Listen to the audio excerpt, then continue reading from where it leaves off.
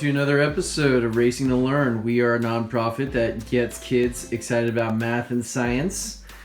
We are in our workshop today in our bench, and we're just going to give you guys a little bit of a tour of the mayhem before we do some cleaning up around here. Now, this has been the truck that we've been wrenching on the most here, the Tekno SCT401.3.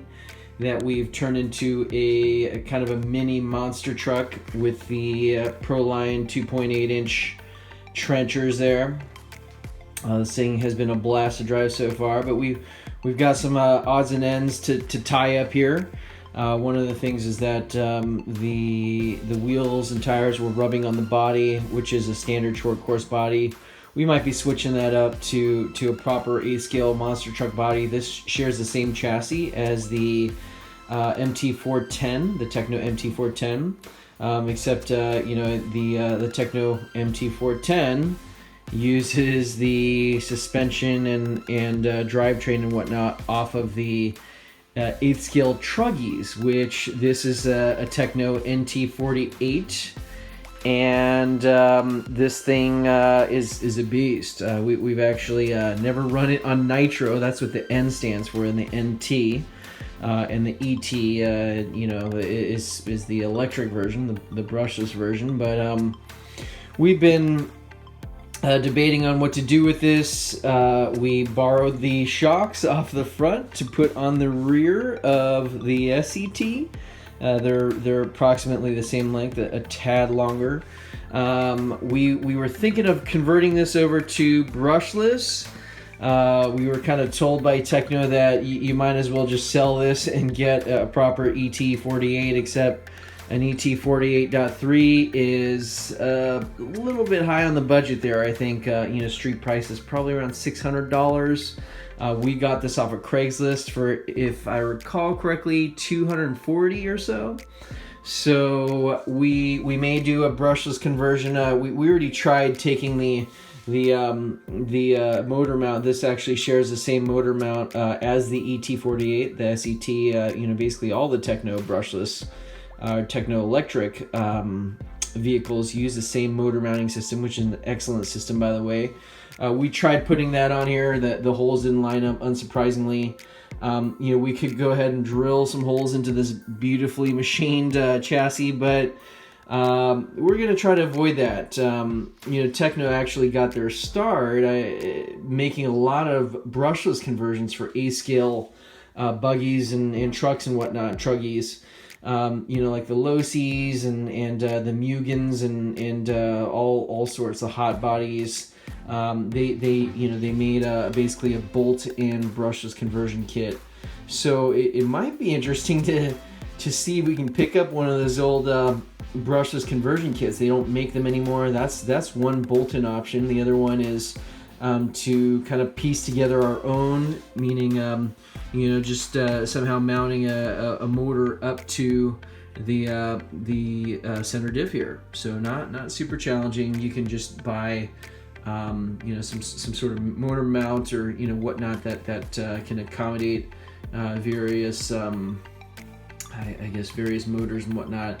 Anyways, we're gonna put this one on the back burner for a little bit. We're gonna actually put it into the garage to make some room around here, because the kids' choice has been this truck over here.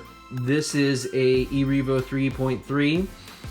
Clearly a favorite from our viewers too. We've got a 2.5 here that was converted over to brushless, and this is one of this has been the focus of some of our most popular videos here. So this truck, with its shorter wheelbase than the 3.3 over there, was very prone to wheeling. So we didn't have a lot of fun with this. Well, we had a lot of fun with it, but just wheeling gets a little bit old when it's all the time, and it totally ruined probably one of our nicest bodies, which was an HPI Jeep, Jeep Wrangler body that just pretty much got demolished by this truck spending too much time on its lid, on its roof there. So we might be borrowing some of the parts off of here.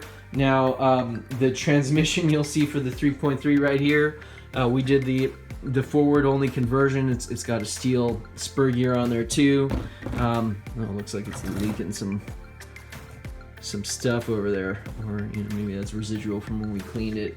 But we're gonna tackle this truck next. So this is gonna have a brushless conversion on it. You can see we've got a battery tray from our low-C XXL2E, which actually we just sold. So this is the last part we've got, or extra part that we've got. We gave the buyer pretty much all of our extras there. So we're gonna be building this up to be a brushless truck. So first thought is maybe to borrow some of the suspension components. We had these Integy piggyback shocks, which are actually supposed to be decent, but ours, the previous owner didn't take the greatest of care with them. So the O-rings and whatnot probably need to be replaced. We just haven't had time to go over them all because of all these trucks, and these are just the trucks that are on our workbench here. We've got more in the garage. You'll see the Thunder Tiger MT4 G3 over here. It's got an axle off. One of the problems with these is that the pin here that goes through the hex and whatnot is just held on by, or rather on the other side, it's an O-ring that holds that pin in. So you can see the crack in the O-ring over here that we replaced it with. One of the fixes is to use extended hubs with a grub screw in it to go through here, so that'll keep it in this way. So we'll see. We're kind of debating on whether to keep this truck now. You'll see that we've got a Revo roll cage on it as a mock-up.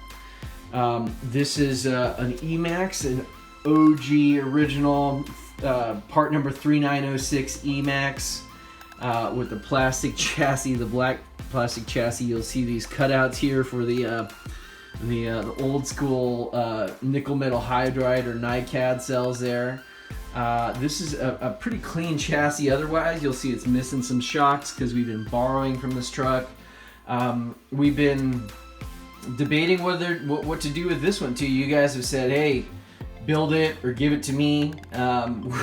We might do like a center diff conversion over here, using an 8th scale buggy, 8 scale, buggy center diff. Maybe even something like what we've got on our SCT here. This would actually be perfect because it's got the motor mount built into the diff and whatnot. You can see basically you just need to drill 4 holes, actually 5, for the, see here from the bottom here, those 5 screws, basically 1, 2, 3, 4, 5.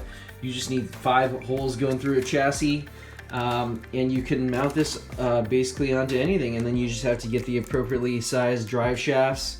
So that is another option, although we'd probably have to fab up some sort of adapter plate here because you probably don't want to drill into this plastic. It'd be too thin, and if you'd even be able to find space there, but basically we'd probably make a metal adapter plate over here, and then bolts on actually that wouldn't work because the drive shafts would have to go through. So anyways, just some ideas that we're toying around with. Let us know what you guys think in the comments below. Like, comment, subscribe, and we will catch you next time. Thanks again for watching.